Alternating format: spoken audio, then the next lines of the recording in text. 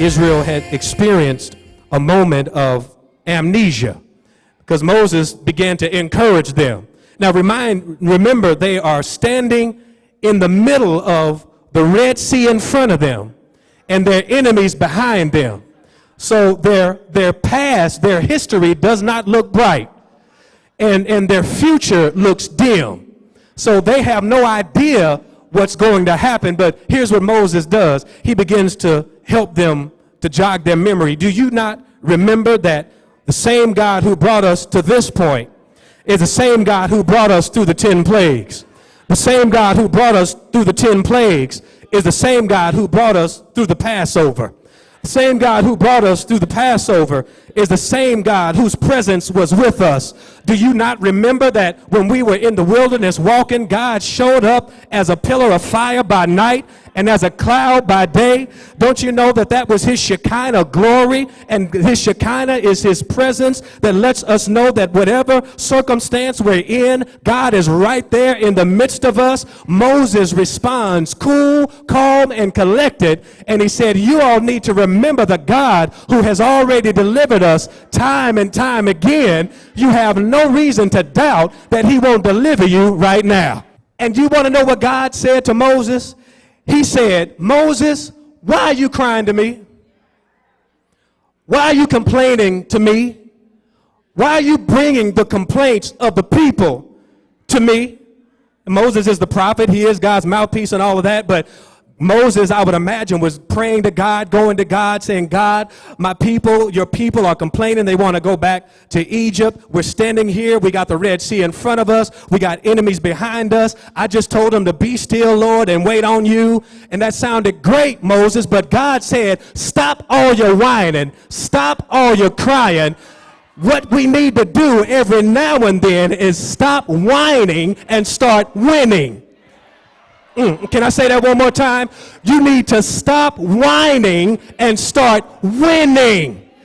Because we all love to hear, just be still and wait on God. But there are very few scriptural references that instruct us to be still and wait on God. There are more instructions to go ye, therefore, teaching on. Now, I wish I had somebody. There are very few times when God says be still. Most of the time, God is telling us to go. And so what he told Moses was, stop your whining. I don't want to hear you telling the people to be still when I have told you I'm going to give you the victory. You may not know how I'm going to give you the victory, but I have already promised you the victory. Now, I know that the Red Sea is in front of you, and I know that the children of Israel are behind you, but do you know who's in the middle with you? Do you know whose presence is with you while you're standing there in front of the Red Sea and while your enemies are behind you?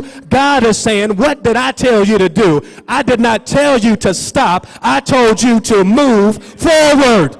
See, the problem is we are thinking as if we need to think outside the box.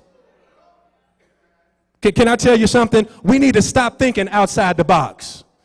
That doesn't even sound right, does it? Because I know what we've heard is we need to think outside the box. Don't think outside the box no more. Okay, is that cool? I don't want you to think outside of the box anymore. I know what your pastor's crazy. This band done gone crazy. He said, I want you to think as if there is no box.